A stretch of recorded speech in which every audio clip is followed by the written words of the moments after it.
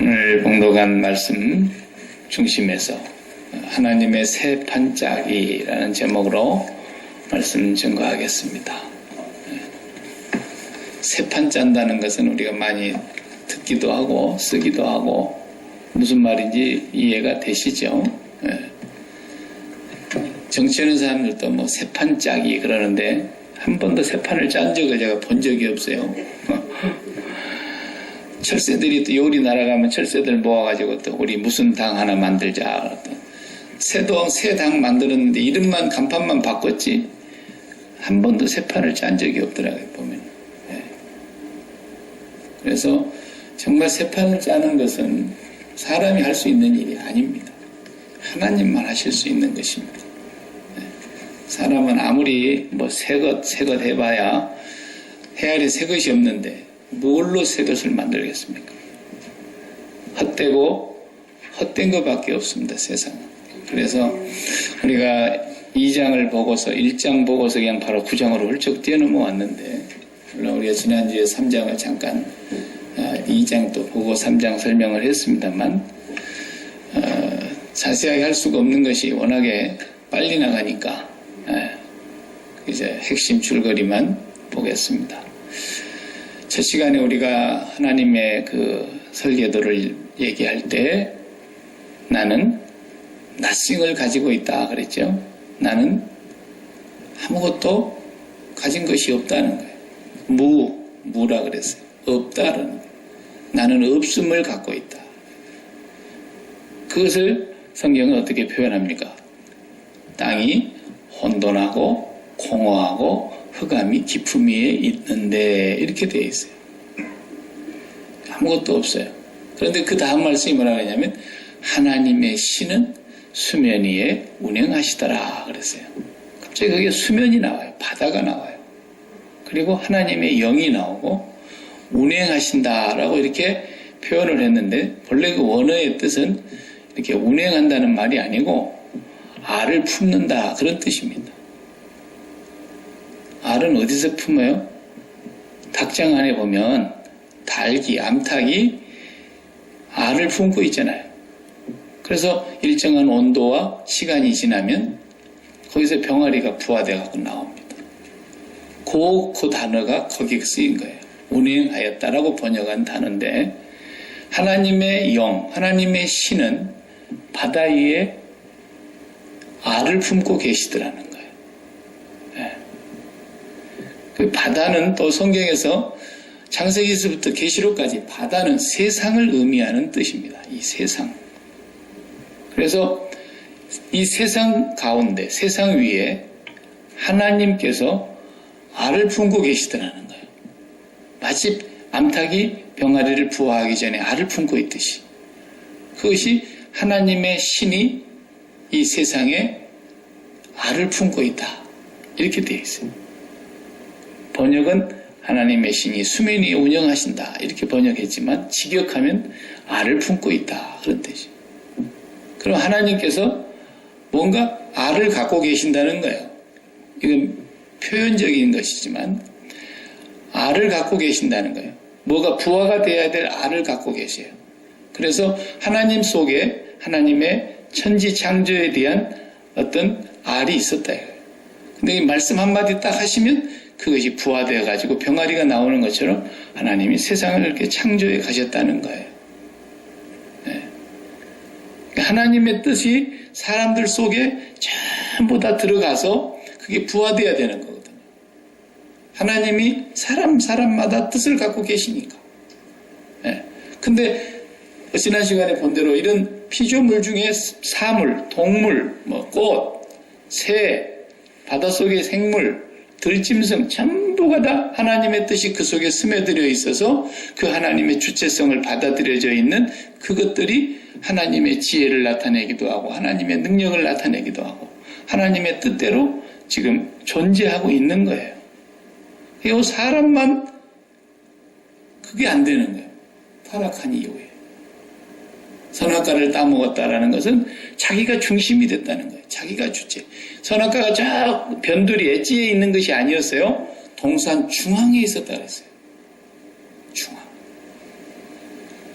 중앙정부라 그러죠. 나라를 이끌어가는 데는. 어디든지 중앙이라고 하는 것은 주인 되는 역할을 말하는 거고 핵심을 얘기하는 거예요. 동산 중앙에 거기 하나님의 자리를 인간이 도전한 거죠. 그래서 자기가 중심이 되고 자기가 주인이 되고 자기가 주체가 되어버리는 그 선악과 열매를 따먹음으로 인하여 하나님 앞에서 저주를 받게 되었고 생명나무의 길로 가는 것도 잃어버렸다. 그래서 인간들이 다 이제는 주체가 되는 삶을 살아가기 때문에 하나님의 주체성을 안 받아들이니까 하나님이 갖고 계시는 부화시켜야 될 계획이라는 알이 있는데 안 받아들이니까 그 하나님의 뜻은 사람들에게서 나타나지를 않는 거예요. 전부 사람들 자기들의 뜻, 자기들의 소원, 자기들의 계획, 자기들의 욕망 이런 것들만 품고 있다가 그것을 만들어내려고 애를 쓰는데 안 되니까 종교를 만들어가지고 신을 하나씩 섬기는 거예요. 뭔지도 모르면서 그냥 신을 섬긴다 그러면서 하는 거예요. 근데 그들의 꿈 중에 가장 허망하게 만들어버리는 일이 바로 죽음이라는 거죠. 인간이 이렇게 허물어 힘없이 죽어버리는 걸 보면서 그들은 죽음 뒤에도 뭔가 있는가 막연한 생각을 갖게 되었고 죽음을 두려워하게 되었어요.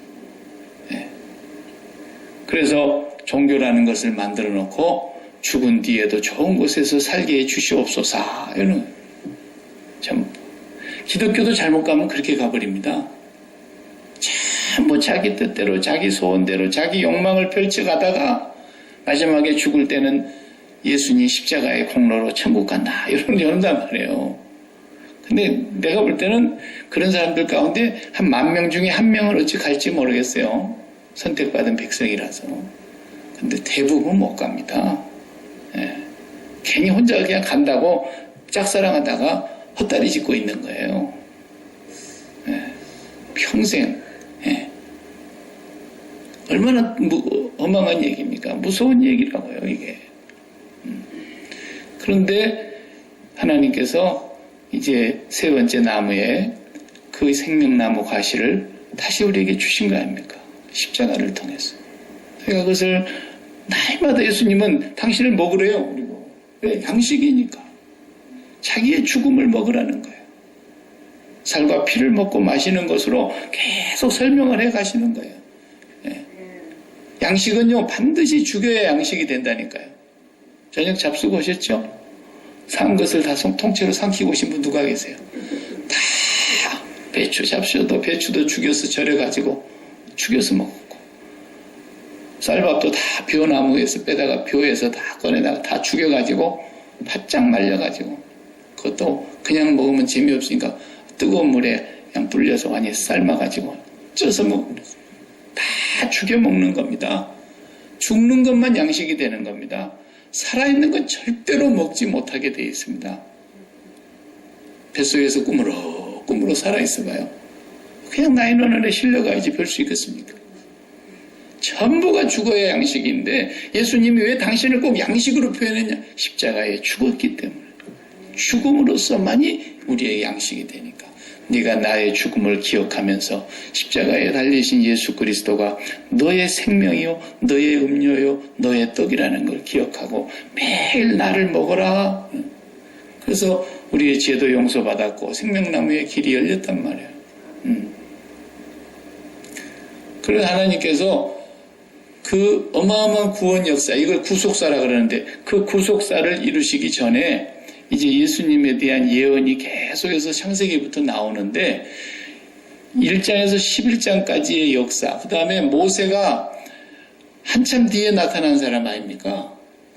그러니까 아브라함의 얘기, 이삭의 얘기, 야곱의 얘기, 야곱에까지 와가지고 그 다음에 요셉의 그 따라서 애굽에 넘어간 얘기 430년 아브라함으로부터서 430년의 세월도 모세는 태어나지도 않았기 때문에.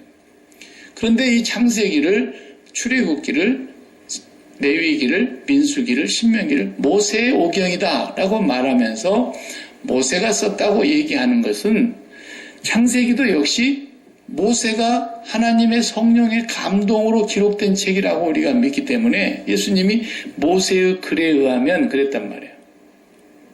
그러니까 모세가 쓴 이 창세기도 어떻게 해석을 해야 되는 거예요? 결국은 복음적으로 해석을 해내야 되는 거예요. 뭐 우리가 읽다 보면은 이것을 아주 어려워하는 부분이 많아요. 가령 앞에서 우리가 다 읽어오면서 여러분이 쑥쑥쑥 그냥 읽어가셨을 텐데 가인의 제사는 안 받고 아벨의 제사는 또 받았대요. 이런 게 어디 있습니까? 가인도 농사 지었으니까 농부니까 농사 지은 거 갖고 제사 드렸고 아벨도 자기는 목축하는 사람이니까 양치기니까 양을 갖고 제사 드렸는데 어떻게 아벨은 안 받아 그리고 아벨은 받고 가인은 안 받았다 그래요. 가인의 제사는. 그래 어떻게 그런 걸 해석해 내냐는 거예요. 그리고 억지로 해석하려고 그러면 곤란해집니다. 그냥 복음적으로 해석을 하는 거예요. 구약의 원역사 1장에서 11장까지도 결국은 인류 역사 전체를 통틀어서 보여주고 있는 성령의 감동으로 기록한 모세의 글이란 말이에요. 모세가 성령의 감동으로 출애굽기도 썼고 레위기도 썼고 민수기도 썼고 신명기도 썼다고 한다면 창세기를 성령이 감동하셨을 때 다른 의미로 주셨겠어요? 하나님께서 천지 창조의 사건, 그 다음에 원역사의 사건, 그리고 아브라함과 이삭과 야곱의 사건들을 다 통해서 뭘 주시려고 하는 거예요? 전부가 다 예수 그리스도의 복음을 설명하려고 하신 거예요. 그러니까 예수님도 아브라함을 내가 나기 전부터 있었다. 아브라함이 나기 전부터 내가 있었다. 그러면서 아브라함도 나를 보고 굉장히 기뻐했다. 이랬단 말이에요. 그럼 아브라함의 길이 뭐라는 거예요? 아브라함을 기록한 내용이 뭐라는 거예요? 예수님 얘기하려는 거예요. 그러니까 아벨의 얘기는 양으로 희생 제사를 드렸다라는 것을 얘기하고 있는 거예요. 네. 그러니까 또 성경 공부를 해보게 되면 이제 문자적으로 우리가 더 깊이 들어가는 부분들이 있지만은 아벨이라는 말이 어디서 왔느냐면 본래 하벨이라는 단어에서 왔거든요. 하벨이라는 단어는 nothingness예요. nothingness. 지난 시간에 본 것하고 비슷하죠? nothing이라니까. 인간은 nothing이라는 거예요. 인간의 존재가. 네. 우리는 없음에서 출발한 거예요. 없음에서. 그런데 그 없음의 주인공이 아벨입니다. 아벨. 아벨이라는 단어 자체가 없음이라니까요. 무가치함, nothingness. 무가치. 아벨이 무슨 의로운 부분이 있어가지고, 아벨이 무슨 잘난 부분이 특별히 있어가지고, 그렇게 해서 하나님이 제사를 받았고, 가인이 못돼가지고 제사를 안 받았고, 그런 것이 성경에 전혀 없잖아요. 그 근거가. 하나님이 예배를, 제사를 받으시는 것은 우리의 공로가 하나도 들어가 있지 않다는 거예요.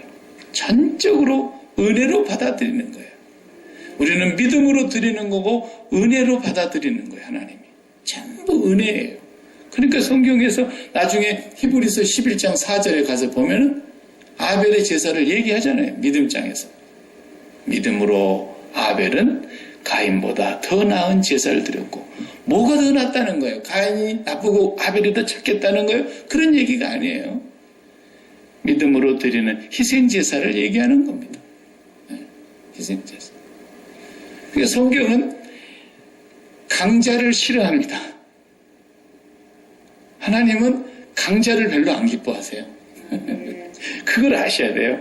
우리 하나님의 입맛을 잘 아셔야 돼요. 기호식품이 뭔가를 알으셔야 돼요. 사람이 강한 걸 하나님이 별로 안 좋아하세요. 매우 안 좋아하세요. 그 바울이 나중에 그걸 깨달은 거예요. 하나님은 나를 최고로 약하게 하셨구나. 약한 데서 내가 강해지는 거구나. 내가 약함을 자랑하리라 매일 이러잖아요. 참 바울을 보면 너무 연약해. 똑똑한 사람이고 학문도 있고 지식도 있고 괜찮은 사람이에요. 집안도 괜찮고. 예? 근데 그렇게 약할 수가 없어요. 얼마나 약하면 그렇게 맨날 두드러 맞고 다녀요. 여러분 자식도 100개 나갔다 맨날 들어오면서 두드러 맞고 와봐요. 얼마나 성질납니까? 야, 이 자식아 병신같이 맨날 두드러 맞고 너도 하나 쥐어받고 와지? 예? 막 부모도 성질이 난다니까. 자식이 너무 약하면. 근데 우리 하나님은 그래 안 해요. 신기하시죠? 하나님은 우리가 약할 때 제일 좋아하세요. 어떤 면에서 약하냐? 비리비리하라는 얘기가 아니라 나는 의존적인 존재로 지음받았다는 걸 아는 거예요. 하나님, 나는 나 홀로 설 수 있는 존재가 아니라는 걸 압니다. 하나님 없이는 나는 없음입니다라는 거예요. 하나님이 없으면 나는 무가치함입니다. 하나님의 은혜가 없으면 도저히 저는 하나님 앞에 아무것도 아닙니다라는 거예요. 그겁니다. 노아가 다 죽이는데 노아는 뭐 때문에 살립니까? 노아가 잘났습니까? 노아가 뭡니까? 6장을 읽어보면, 창세기 6장을 이렇게 읽어보면, 노아는 하나님께 은혜를 입은 자라 그랬어요. 은혜가 뭐예요? 공짜. 은혜가 있었다라는, 하나님이 그냥 노아를 은혜로 선택한 거예요. 노아가 잘난 게 아무것도 없어요. 하나님은 노아에게 은혜를 주셨어요. 우리도 마찬가지예요. 아니, 여러분 지금 우리가 뭐 잘난 게 있어서 지금 하나님 자녀 되고 장자 된 겁니까? 우리도 은혜를 입은 거예요. 은혜를. 우리가 뭐 잘난 게 있고 얼마나 우리가 선하게 산 게 있고 얼마나 세상 사람들보다 우리가 나은 게 뭐가 있습니까 도대체. 우리 전적으로 은혜를 입었고 우리가 드리는 이 제사를 하나님 받아주시니까 감사한 것뿐이죠. 네. 성경은 그래서 항상 장자를 하나님이 누구를 장자를 삼습니까? 큰아들을? 우리 큰아들 저기 와서 앉아있는데 하나님이 큰아들을 장자로 안 삼잖아요. 성경을 가만히 봐봐요. 날마다 둘째 아들을 삼아. 아니 막내이를 삼든지 큰아들을 장자로 삼는 성경이 있는 거 봐봐. 이것도 무슨 뜻이에요? 큰아들은 미워한다 그런 뜻이 아니고 하나님은 언제나 약자를 사랑하세요. 네. 약자를 들어 장자를 만드신다니까요. 항상. 네. 애굽 사람들이 장자가 돼야 된다고요. 강한 민족 아닙니까? 당대의 미국 아닙니까? 그냥 그쪽에서 장자를 삼지 왜 이스라엘 그 사람들을 택해서 너는 내 장자다 그럽니까? 그래서 가인을 장자로 안 삼고 아벨, 무가치한 거기에서 시작되는 아벨을 장자로 삼잖아요. 그리고 아벨 대신 아벨이 죽고 셋이 나옵니다. 그 셋을 주시는데 거기도 예수 그리스도의 죽음과 부활을 의미하는 아주 깊은 의미가 있어요. 그 풀어보면. 네. 그 하나하나 제가 다 터치하지를 못하고 가지만은 그리고 아브라함도 보세요. 이스마엘을 장자로 안 삼자면 이스마엘이 큰아들인데 이삭을 삼습니다. 이삭도 또 쌍둥이를 낳았더니 에서를 큰아들로 안 삼고 야곱을 큰아들로 삼습니다. 야곱도 자식을 12를 낳았는데 르우벤을 장자인데 장자를 안 삼습니다. 요셉을 장자로 삼았고 그리스도를 유다의 족속에서 오게 하십니다. 계속 그래요. 계속. 요셉이 또 가서 애굽에 가가지고 총리가 됐을 때도 거기에서 자식 둘 낳는데 에브라임과 므낫세. 근데 므낫세가 장자인데 항상 에브라임이 큰아들 아닙니까? 야곱이 죽으면서 손을 이렇게 갖고 축복해봤단 말이에요. 이쪽에 손을 얹을 줄 알고 왼쪽에다가 므낫세를 앉혀놓고 오른쪽에다가 에브라임을 앉혀놨는데 야곱이 축복하는데 이러고 축복하는 거예요. 아버지 잘못됐습니다. 손을 이렇게 해야 됩니다. 그러니까 나도 안다 이놈아. 그리고 이렇게 했잖아요. 에브라임이 장자가 되는 거예요. 성경의 그림은 이거 뭘 보여주는 겁니까? 인간에게서 나오는 게 아니다라는 걸 보여주려고 그러는 거예요. 전부가 다 하나님의 은혜라는 거예요. 예수님도 오셔서 그러잖아요. 아니 유대 백성이 이미 있는 바리새인이 장자지 누가 장자입니까? 근데 바리새인 다 내버리고 12사람 다시 써요. 다시. 전부가 이게 하나님의 세판짜기의 그림이에요. 탕자의 비유도 마찬가지예요. 큰아들이 참 잘하면 얼마나 좋아요. 근데 둘째 아들이 하나님 사랑을 입잖아요. 포도원에 가서 일 시키는데도 큰아들이 가서 예 그랬으니까 가서 일하면 얼마 줘요? 예 그래놓고 안 갔다 그랬잖아요. 아니요 실소에다 그런 둘째 아들이 갔다잖아요. 항상 성경에서 말해주려고 하는 전체의 그림이 항상 그런 거예요. 하나님은 내가 없음이라는 걸 아는 사람을 하나님이 좋아하세요.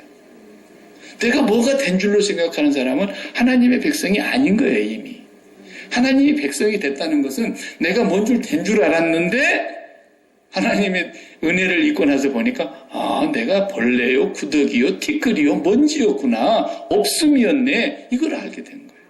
그래서 사도 바울이 처음에는 굉장한 사람인 줄 알았어요. 지가 지 자신은. 나는 바리새인 중에 바리새인이야. 나는 사울의 집안에서 난 베냐민 지파다 말이야. 왕가의 후손이야.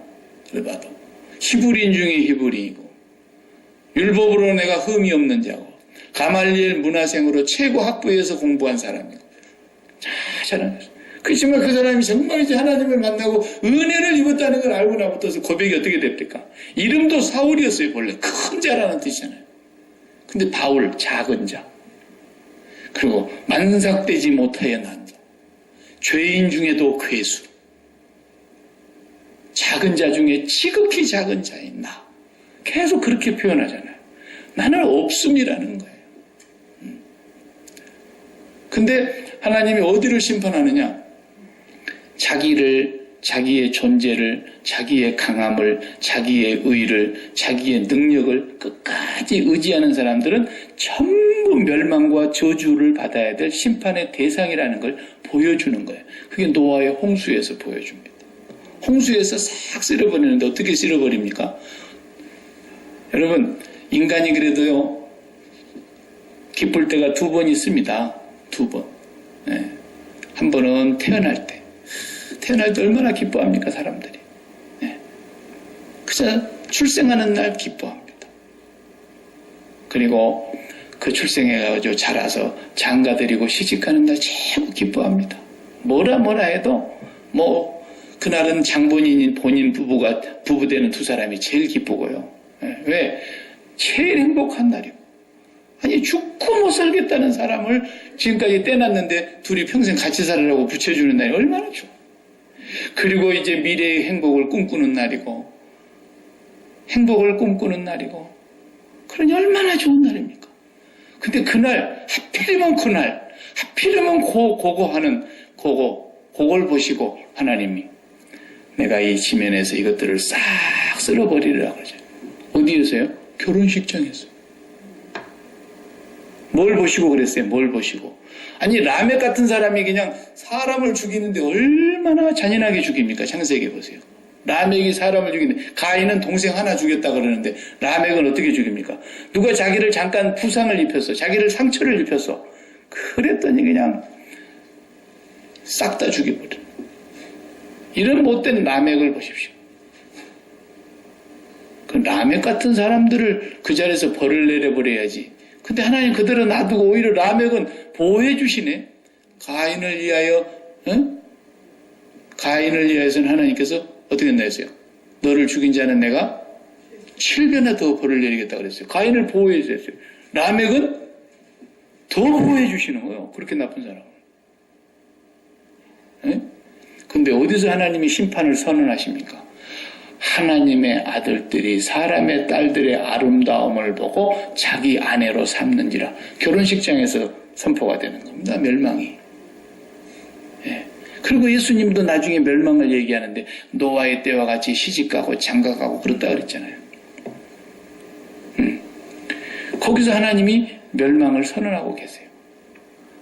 하나님의 사람들이 사람의 딸들을 보고 아름다움을 보고 아내로 삼았다 그랬어요. 요즘도 그러지 그때만 그랬습니까? 요즘도 여러분 결혼시키고 그럴 때 아무한테나 결혼하게 합니까? 지들 맛대로 가갖고 그냥 하면은 몰라도 부모도 뭣도 소용없습니다. 그리고 그냥 아무렇게나 몰라도 우리 부모님들이 그래도 자식들을 이렇게 장가드리고 결혼시키려고 볼 때 그래도 집안이 어떤가 얘기 들어보잖아요. 그죠? 그리고 어디까지나 공부했는가 이렇게 따져보잖아요. 그리고 부모님은 뭐 하시는 분인가 따져봐요. 조금 더 약은 사람은 부모님은 뭔 차 타고 다니는가 이것도 계산해보고 한 달에 수입이 어느 정도 되는가 그것도 따져보고 그 다음에 신랑도 직장이 뭔가 월급이 어느 정도 되는가 요즘은 신부도 돈 벌어와야 됩니다. 신부도 직장이 괜찮은가 다 따져보고 그러네. 그걸 보고 하나님이 뭐라고 하셨다고요? 이것들을 싹 청소해버리겠다는 거예요. 하나님 그렇게 사는 것을 보고 뭐라 그랬어요? 저들이 육체가 됨이라 그랬어요. 그것도 어느 직역하면은 고깃덩어리들이 됐다 그래요. 고깃덩어리들. 그러니까 70kg 나가는 고깃덩어리하고 50kg 나가는 아리따운 고깃덩어리하고 둘이 만나갖고 3kg 되는 고깃덩어리 하나 나고 그랬다는 거예요. 계속 그랬다는 거예요. 인류학자들은 그것 하나의 이제 추측입니다만 인류학자들은 그 당시에 인구가 얼마나 됐을까? 노아의 시대 인구를 뭐 추측이지 어디까지나. 근데 20억 정도는 됐다고 봐요. 20억. 지금 세계 인구가 70억이 좀 넘었는데 노아 때 이미 20억이 됐다고 추산을 하는 거예요. 인류학자들은. 아담이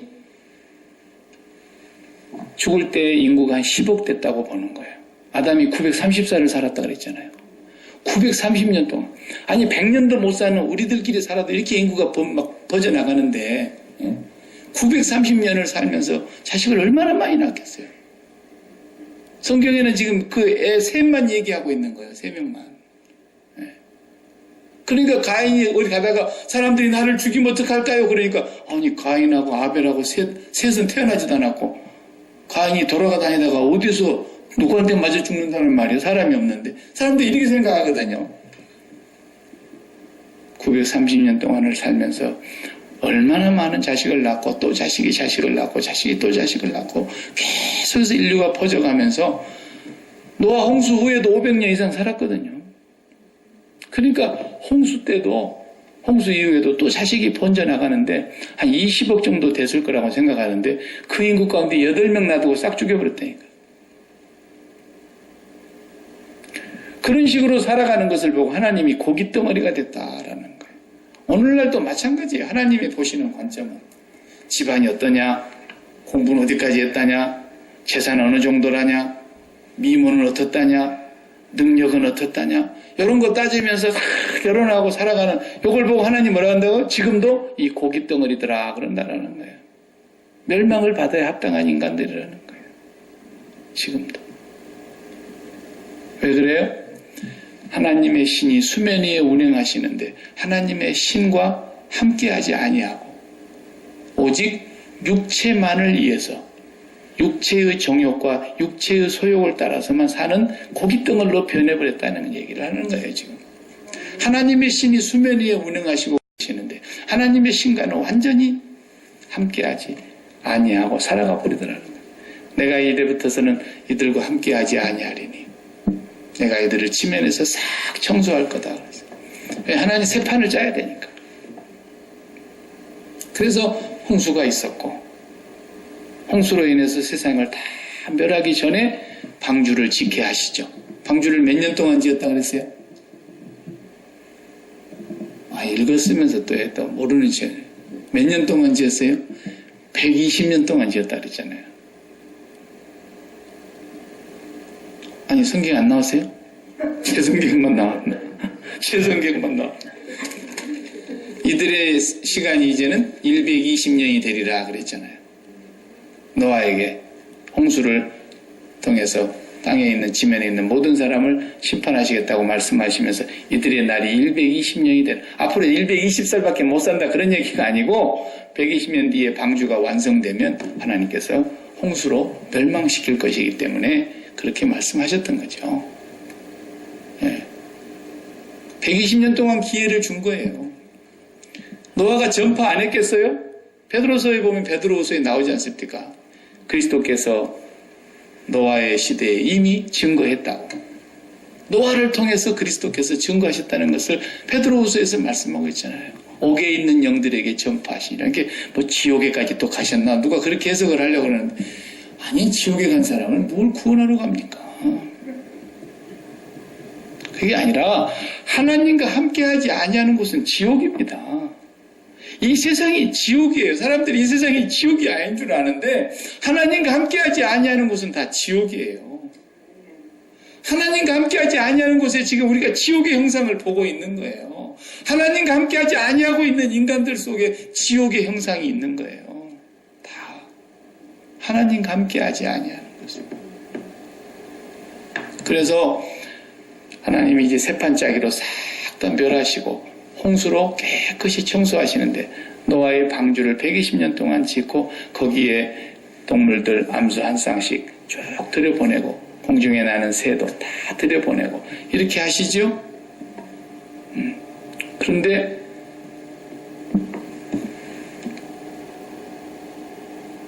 우리가 기도할 때도 저도 옛날에 그렇게 가르쳤고 그렇게 들었고 그렇게 배웠고 그렇게 가르쳤습니다. 노아의 방주, 그것이 오늘날 우리 교회로 우리가 비유를 하고 그 교회가 구원의 방주가 되게 해 주시옵소서 이렇게 기도했단 말이에요. 근데 엄밀하게 보니까 교회는 구원의 방주라는 말이 맞기도 하고 틀리기도 해요. 왜 그러냐면 방주를 지은 목적이 뭔가를 가만히 봐봐요. 하나님께서 방주를 왜 지으라 그랬어요? 땅에 있는 사람들 다 살리려고? 아니잖아요. 땅에 있는 사람 살리려고 방주 지은 것이 아닙니다. 땅에 있는 사람 싹 다 죽이려고 방주를 지으라 그런 겁니다. 그리고 딱 노아의 가정만 하나님이 은혜를 입었다고 성경은 얘기합니다. 그리고 노아의 가정, 한 식구 살렸습니다. 그럼 교회를 구원의 방주라 그러면 되겠습니까? 그 비유가 안 맞은 거예요, 이게. 예. 교회를 구원의 방주라고 얘기할 때 우리가 많이 오해하고 있는 거예요. 교회는 구원을 하려고 하는 곳인데, 구원하는 백성들이 있는 곳인데. 그러니까 어떻게 보면 한편 맞으면서도 비유로 교회를 구원의 방주라 그러려고 그러면 안 맞는 얘기가 되는 거예요. 정확하게 말하면 방주는 뭐 하려고 지었어요? 다 멸망시킨 뒤에 세상에 내보내려고. 세상 다시 시작하려고. 오늘 우리 읽어보니까 아담과 하와를 지어놓고 하신 말씀을 다시 하시잖아요. 왜 한 명도 없어 이제 그전 사람들은. 노아의 가정 빼놓고는. 그러니까 다시 생육하고 다시 번성해라. 땅에 충만해라. 또 그러시잖아요. 예. 그리고 다 잘 다스려라. 이렇게 말씀하시는. 그래서 노아가 다시 시작하는 첫 출발이 되고 하나님의 세판째기가 시작이 되면서 방주는 구원의 방주이기면서 노아의 가족을 생각해 보면 구원의 방주이기는 하면서 그것이 다시 세상을 향해서 새롭게 시작하시는 하나님의 역사를 위해서 방주를 지었던 겁니다. 그러니까 오늘날 교회가 구원의 방주라는 말을 하려면 어떻게 교회가 가야 되는 거예요? 구원의 방주라고 비유하는 것이 맞으려면 교회는 사람들을 많이 끌어모으고 크게 만들고 그게 교회의 핵심이 아니다라는 거죠. 교회 안에 몇 사람이 들어오든가 그게 관심은 돼서는 안 된다는 거예요. 교회 안에 있는 사람들이 교회 안에서 밖으로 어떻게 보냄을 받을 거냐라는 거예요. 보냄을 받을 거냐. 보냄을 받은 자. 이것이 교회란 말이에요.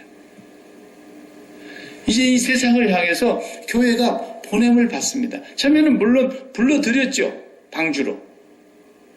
거기에 보면은 come into the ark 이렇게 돼 있어요. come into the ark. 방주로 들어와라. 그래서 하나님께서 처벅처벅 자기가 자발적으로 들어간 게 아니에요. 하나님이 불러드렸어요. 그리고 하나님이 문을 딱 닫아버렸어요. 못 들어와. 그리고 싹 다 죽였어요. 그러니까 하나님께서 오늘날 교회도 세상에서 나와라, 그리고 내 안으로 들어와 불러들인 거예요, 우리를. 그렇죠? 불러냄을 받았다라는 말이 교회라는 뜻이라 그랬죠? 근데 이 교회가, 불러낸 이 교회가 구원의 방주가 되려면 어떻게 돼요? 새로 시작하는 공동체가 돼야 되는 거예요. 새로 시작하는.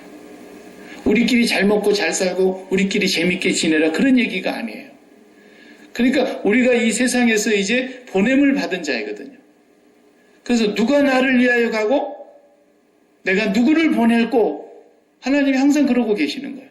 내가 누구를 보낼고 교회를 보내시는 거예요. 이 보냄을 받은 자들이 또 구원의 방주 역할을 하는 겁니다. 우리가 새판짜기 하는 주역들이에요. 그러려면 우리는 어떻게 새판 짜는데 하나님 앞에서 교회의 역할, 구원의 방주의 역할을 할 수 있느냐 하면, 우리는 홍수를 경험한 사람들이어야 해요. 노아처럼. 이제는 홍수가 없어요. 물리적인 홍수로 세상 심판하시지 않는다 그랬어요. 그리고 우리는 그러나 노아와 같이 홍수를 경험한 사람들이 되어서 그 홍수 속에서 살아남은 사람들이 돼야 돼요. 그게 뭐예요? 그게 세례예요, 세례. 세례를 통해서 살아남았어요. 그래서 베드로서는 노아의 홍수를 세례라고 얘기를 해요.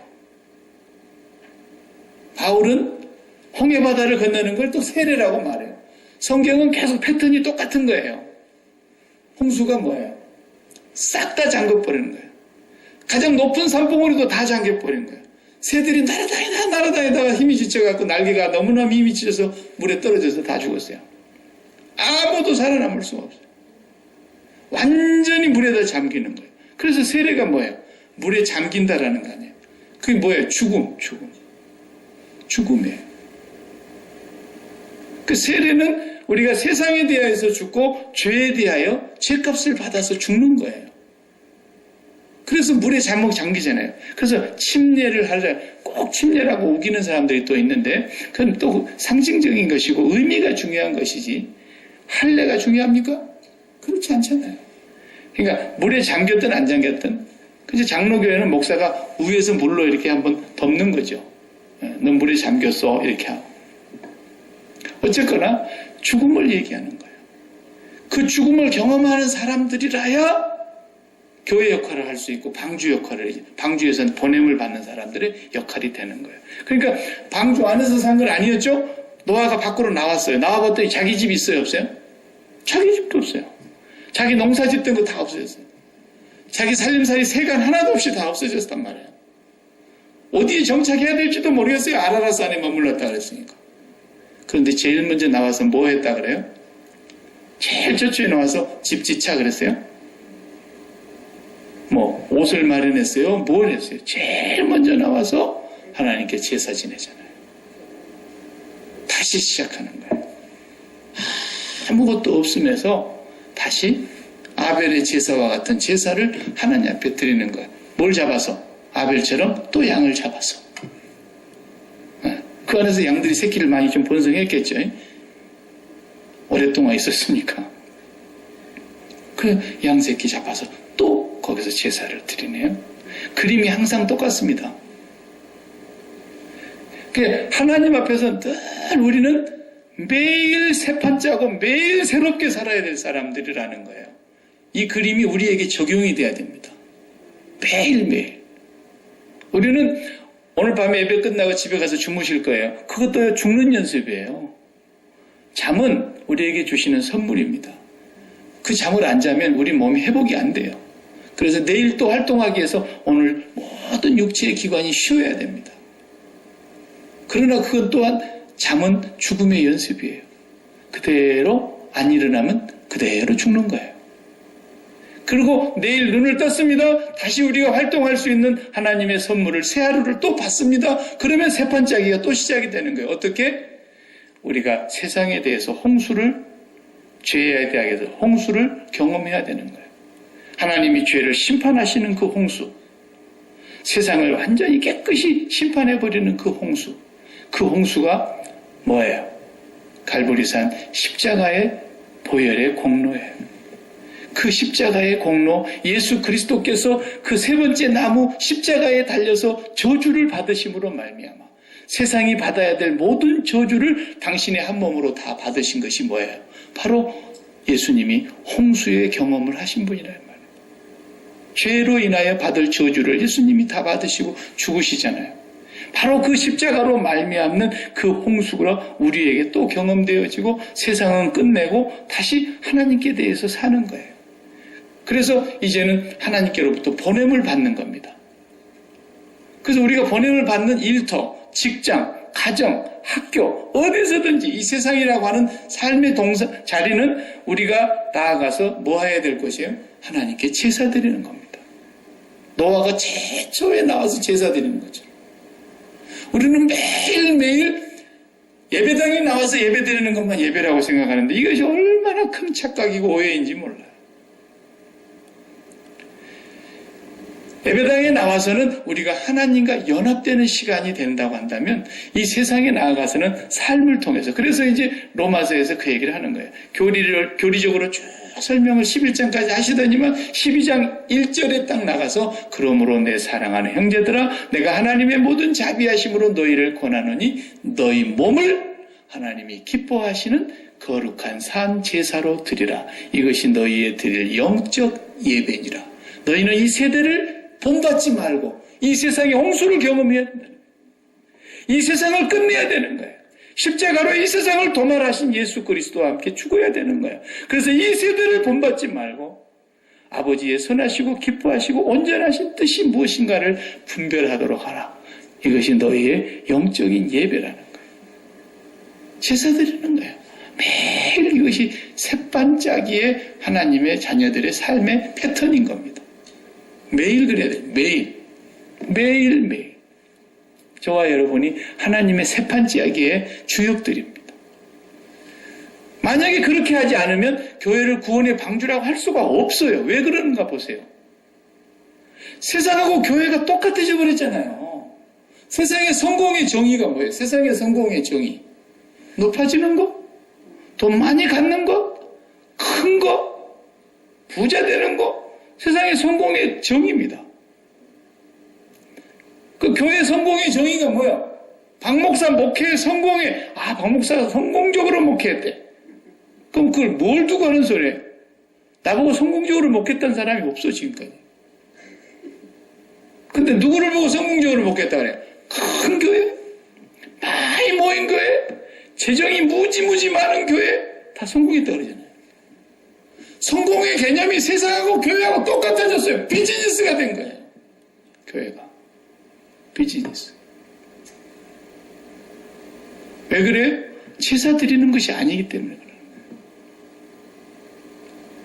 제사 드리는 사람, 날마다 한 제사를 드리는 사람은 성공을 그렇게 얘기하지 않습니다. 세상과 교회가 하나하나 다른 게 있습니까? 쟤들도 세습하니까 우리도 세습하자고 세습하고. 뭐 하나 세상과 다른 게 있어집니까, 지금? 교회가 구원의 방주로서의 역할이 무엇이라고 말합니까? 보냄을 받아야 됩니다. 보냄을 받아야 됩니다. 세상은 뭉쳐야 된다 그러잖아요. 또 성경 읽어보니까. 11장에 와서 노아의 자손들 셋이 다시 시작시켜놨더니 그 세 자녀들이 또 번성해 나갔더니 쫙 인류가 번성해 나가는데 다시 뭉치자. 다시 커지자. 다시 높아지자. 다시 이름을 내자. 또 그러고 있는 거예요. 그리고 세상에 네피림, 용사죠, 용사. 네피림. 자이언트예요, 요즘으로 말하면. 키가 우리보다도 한 배 반씩 되고. 어마어마한 거인들입니다. 그런 자들이 막 뻗어나가더라는 거예요. 그러면서 우리 이름을 내고 우리가 이 땅에서 흩어지지 말자. 우리가 우리의 이름을 위하여 망루를 높은 성을 쌓자. 이름을 내자. 이러잖아요. 그러니까 하나님이 다시 그들을 흩으십니다. 교회는 하나님이 본래 세상으로 흩어서 보내는 것이 성경의 역사였어요. 예루살렘 교회가 그걸 못하고 뭉쳐가지고 헌금도 많이 나오고 사람들도 기가 막히게 많이 모이고 막 그러니까 얼마나 좋았는지 날마다 재밌어갖고 모이기도 하고 막 말씀을 배우고 그러긴 하는데 밥 먹고 그냥 계속 자기들끼리 지지고 볶고 막 그랬어요. 그런데 구제에 빠진 사람들은 막 원망하고 그러니까 또 집사들 7명 세워갖고 구제에 빠지지 않도록 잘하고 막 이렇게 했어요. 그런데 하나님께서 잘한다 그럴 줄 알았는데 뭘 잘하긴. 그건 교회가 아니에요. 그러니까 하나님께서 그냥 교회를 쪼개서 붙들어 버리잖아요. 어떻게 틀어버립니까? 사도행전 8장 1절부터 9절까지 나오잖아요. 예루살렘에 큰 핍박이 그냥 사정없는 핍박이 임하기 시작하더니 그 핍박으로 인해서 12 제자들만 남고 싹 다 도망가 버렸어요. 못 쫓아올 사마리아 땅, 이방인의 땅으로 가버리고 저 남쪽으로 저 북쪽으로 다 흩어져 버린 거예요. 그런데 그 흩어진 사람들이 복음을 전할세 빌립이 사마리아 성에서 그리고 흩어졌던 사람들이 저 북쪽까지 올라가서 그러다 보니까 많은 사람들이 예수를 믿기 시작해서 복음이 예루살렘에 머물러 있지 않고 유다와 사마리아와 땅끝까지 나아가게 되잖아요. 하나님 어떠세요? 이렇게 보내시는 거예요. 그리고 하나님께서 다 심판하신 뒤에 다시 또 시작을 하시는데 누구를 시작하냐면 아브라함을 택하십니다. 아브라함을 왜 택했을까요? 성경을 보니까 답이 나오던가요? 안 나와요. 아브라함이 뭐 잘난 게 있던가요? 없어요. 왜 택했다는 이유가 없어요, 성경. 전부가 뭐라고요? 하나님의 은혜를 입어서 선택을 받는 것 뿐이에요, 우리는. 전적으로. 그걸 알으셔야 돼요. 하나님의 은혜로 이 쓸데없는 자 왜 구원해 주는지 나는 알 수가 없다라는 거예요. 하나님이 아브라함을 또 택해서 이 사람을 흩으시죠. 집안에 있게 하지 않고 본토 친척 아비의 집에서 흩어버리는 거예요. 너 저리 나가라. 그리고 떼내버리는 거예요. 계속해서. 이것이 새 것이에요. 이것이 새로운 출발이에요. 이것이 하나님의 새 판을 짜는 패턴이에요. 제가 오늘 이렇게 서론 시간에 이걸 계속 강조하는 이유는 앞으로 성경을 보실 때 이런 눈으로 봐야 된다니까요. 성경을 읽을 때 하나님이 하시는 일을 이런 관점에서 보셔야 돼요. 그래야 하나님이 하시는 일이 그렇구나. 이래서 성경에 이런 사건이 있었구나 하는 것들이 이제 맞아떨어져 가는 거예요. 하나님의 세판짜기를 계속해서 볼 거예요. 아브라함을 선택해가지고 이삭과 야곱을 통해서 12족속을 만들어가지고 이스라엘 12지파를 하나님이 장자로 삼아놨는데 장자가 되기는 뭘 장자가 돼요. 나중에 가서 보니까 예수님 와서 보니까 다 엉터리 돼 있어요. 그래서 이 엉터리들을 그냥 다 하나님께서 어떻게 해요? 다시 씁니까? 안 씁니다. 하나님. 다시 안 써요. 그러니까 교회도 그걸 알아야 돼요. 교회도요. 막 둘로 갈라져가지고 막 머리 팍 터지게 막 싸우고 그래가지고요. 재판하고요. 총회 재판이 됐든 교회 세상 재판이 됐든 그렇게 막 재판하고 그런 교회는요. 없애버려야 돼요. 절대로 거기서 새가 안 나옵니다. 그냥 다 내버리고 정말 십자가의 은혜로 부름받아서 죽은 사람들만 다시 시작하면 되는 거예요. 2명이 모여도. 그리고 그냥 건물이고 뭐고 다 내버리고 가는 거예요. 그러면 그 교회는 건물 안에 들어있는 사람들은 다 멸망에 받을 가능성이 99%예요. 교회도 뭐고 다 내버리고 헌금이고 뭐고 다 내버리는 거예요. 그리고 철저하게 하나님이 없으면 안 됩니다라는 사람들만 다시 모이면 되는 거예요. 그럼 하나님이 새 판을 짜십니다. 나는 밴쿠버에서도 그걸 본 거예요. 예. 건물 있고 최고 잘난 사람들이 모이고 500명 정도 모이는데 어마어마하게 잘난 사람들만 모이는 거예요. 둘째 가라 그러면 막 성질낼 사람들만 모였는데 7년 동안 싸우고 박이 터지게 싸우더니 보여 지금 완전히 저주받은 상태로 가버리는 거야. 완전히. 근데 거기서 건물도 버려버리고 헌금도 버려버리고 교회 접시 하나도 안 들고 그냥 몸만 빠져나간 사람들은 지금 다시 500명 정도 됐어요. 금년에 우리 5월달 총회를 그 교회 가서 할 겁니다. 건물 있다고 교회 되는 거 아니에요. 돈 많다고 되는 거 아니고 부자들 모인다고 되는 게 아니고 훌륭한 사람들, 사회에 저명한 인사들이 온다고 교회입니까? 절대로 그런 교회는 망합니다. 제가 올 때 중부 워싱턴 장로교회도 정신 차려야 돼, 저 사람들은. 제일 똑똑한 사람들이 제일 많고 이 여기 안쪽에 이쪽 테두리 안에서 제일 박사들이 많은 교회 아닙니까? 그게 왜 교회가 저래 됩니까? 4개나 되고 5개나 되고 어떤 교회는 뭐 3명 모이고 어떤 교회는 2명 모이고 이런다더라고요. 지금. 그 교회 담임 목사님은 뭐 버스 운전기사 한다더라고요. 지금. 왜 그렇게 됐겠어요? 하나도 내가 없음이라고 생각하는 자가 없기 때문에 그런 거예요. 나는 무가치하고 먼지요 티끌이라는 거예요. 구더기요 벌레인 인생이 하나님이 없이는 아무것도 아니라는 거예요. 철저하게 그렇게 자기 버림을 자기 부인과 자기 십자가를 지는 사람들이 교회인 거예요. 하나님은 그런 사람들만 통해서 새 판을 짜는 겁니다. 그러니까 세리나 청년아 도둑놈이나 이런 사람들은 자기가 죄인이라는 걸 철저히 알기 때문에 오히려 하나님이 그들에게 은혜를 주신 거였지만 바리새인들은 철저하게 자기 의에 붙들려가지고 자기가 괜찮은 사람이라고 생각했기 때문에 전부 다 홍수로 쓸어버린 거예요. 하나님은 예수 그리스도가 오셨어도 그 사람들을 통해서 새 판을 안 짜요. 죄인들을 통해서 다시 짜지. 예.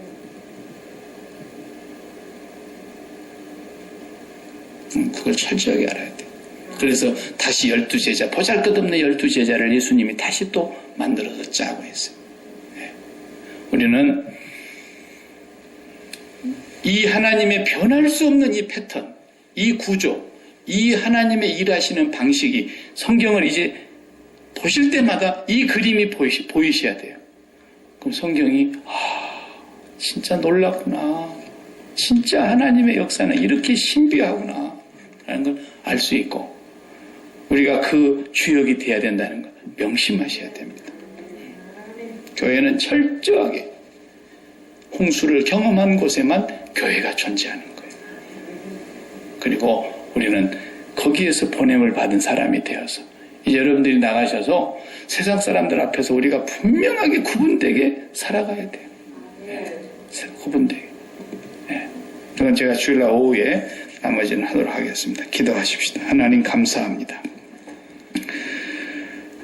인류 역사를 주관하신 하나님, 오늘 우리가 하나님께서 인간을 구원하시는 역사를 보면서 하나님은 새 판을 짜시는 분이신 것을 우리가 보았습니다.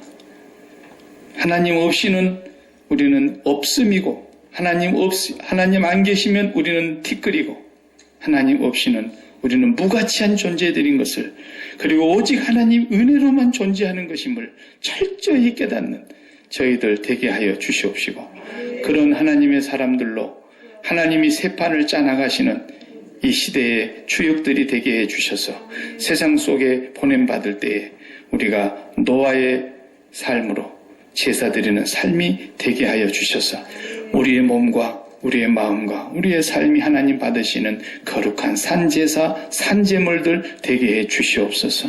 예수님 이름으로 기도하옵나이다. 아멘. 아멘.